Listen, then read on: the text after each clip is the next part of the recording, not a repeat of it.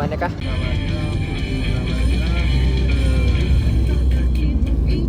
Guys, makan burger dekat Anarak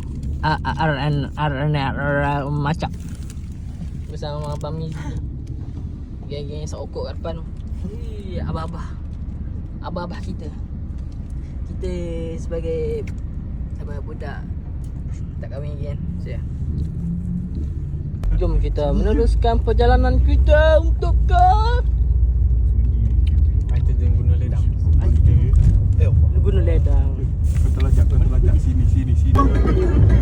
Hujan pula. Air terjun kita kat atas tu. Mana? Air terjun kita kat atas tu. Apa?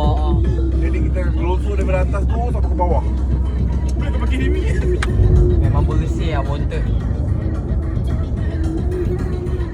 Game motor tu. Ya, Gunung Ledang dong. A few moments later. Guys, Gunung Ledang tutup guys. No. Bapak dia. Jauh saya datang. Jauh siut. Waterfall tutup anjay. Dia atas ni buat apa ni? Boleh masuk aku atas ni. Tutup anjay. Tutup tu. Tutup anjay. Zaidi tengok lagi dia berdekat kan. Tak payah, cakap mandi tu. Delete balik. Mandi tu, delete tu. Cakap mandi tu kena bahan bapak dia bahan. Thank you duk.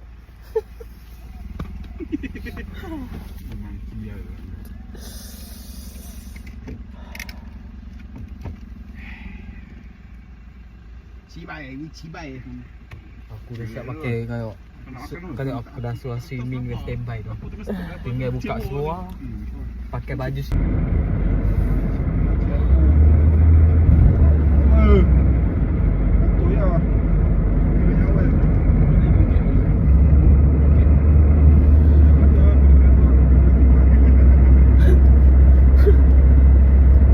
So, anyway balik.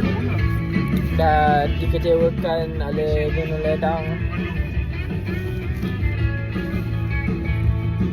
Macam mana okey? kecewa oleh keadaan. Kecewakan kakak Dah jangan sebut lagi. Dah, boycott.